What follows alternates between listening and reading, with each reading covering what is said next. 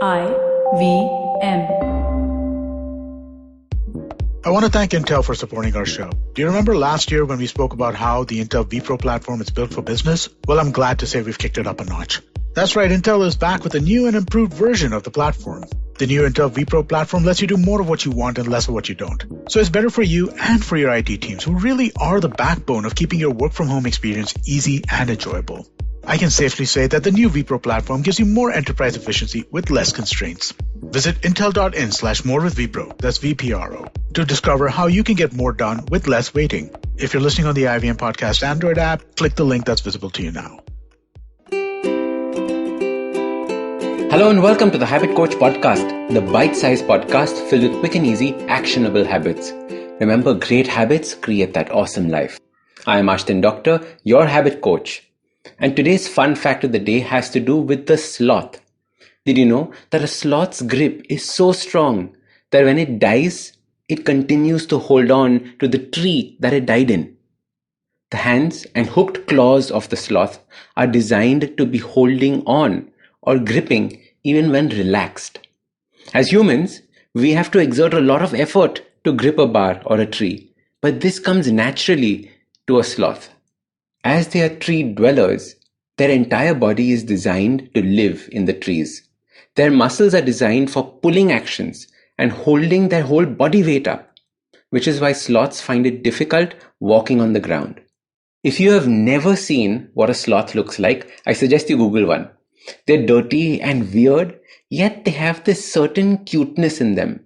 They move very slowly through the trees, have these long arms and these huge claws as nails.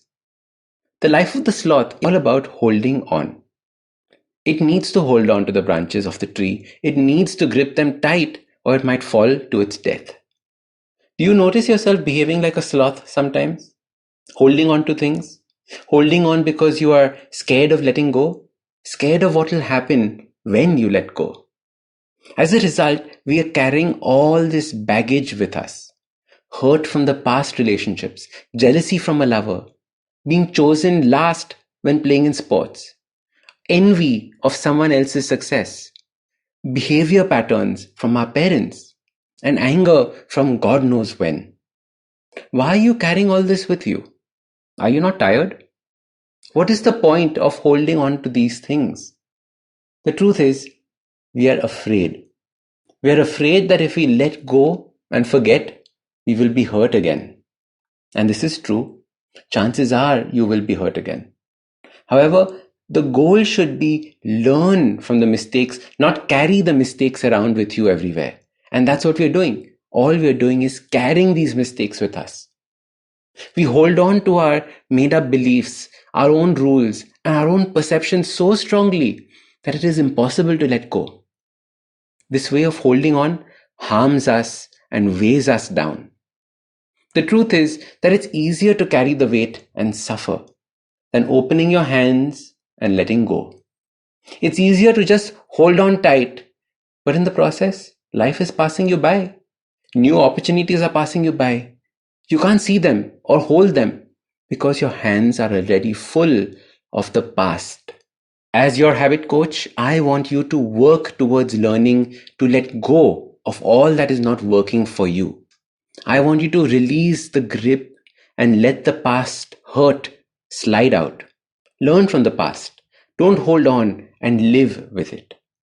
This starts by first recognizing what we are holding on to and making a conscious choice decision to let go. It starts by bringing our attention and our awareness to it. Once you're aware of what you're holding on to, it becomes easier to let go. So your super simple habit to let go begins with writing down all the things you need to let go of. And I suggest you do this first thing in the morning along with your gratitude practice. Write down, I will let go of. For example, I will let go of XYZ making fun of me during the lunch break in school. Or I will let go of A, B, and C shouting and screaming at me.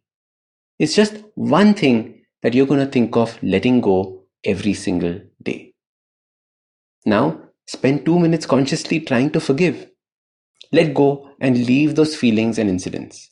Memories all of that on the side of the road as you move forwards. Imagine, visualize this whole process of actually letting go and putting it down. And this is the hardest part, the letting go. I know. I hear you saying it is impossible, but you have to trust the process. Recognize, then visualize opening your hands and letting it go. Don't become a sloth and die holding on to the past. Be a human, put it down, and walk towards your future. So start these habits and share with us your progress using the hashtag #TheHabitCoach. If you like this podcast, don't forget to check out other interesting podcasts on the IVM network. You can listen to us on the IVM Podcast app or ivmpodcast.com. You can also follow us on social media. We are at IVM Podcasts on Twitter and Instagram. If you want to reach out to me, I am Ashdin Doc on Twitter and Instagram. You can find lots more information on my website, awesome180.com, or check out different content on my YouTube channel called AWESOME180. That's Awesome 180. I hope you enjoyed that show. I'd like to thank our sponsors this week, Paytm Money and Intel.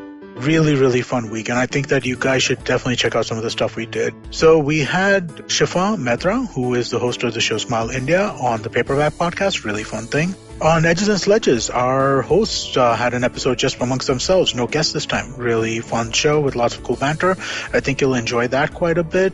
On Storytellers and Storysellers, Vineet had Shrishti Bell on. Shrishti is the head of Netflix in India, and I think you'll really enjoy that conversation as well. Also, do check out Uncle Please Sit. Joel and Tushar had Anuya Chatakar on. Anuya hosts the popular YouTube channel Books on Toast. And don't forget others of your old favorites like The Habit Coach, Football Should Ball, All Things Policy. All of them are doing a great job during this pandemic, and you should definitely check them out. And with that, we hope to see you again next week. Sachin Tendulkar, Virat Kohli, Don Bradman, and now Cyrus Brocha. Okay, probably not in the right company. I mean, Don Bradman is Australian. But it's called Cyrus Says, a wonderful show about everything. Find the show on the IVM Podcast app, ivmpodcast.com, or wherever you listen to podcasts.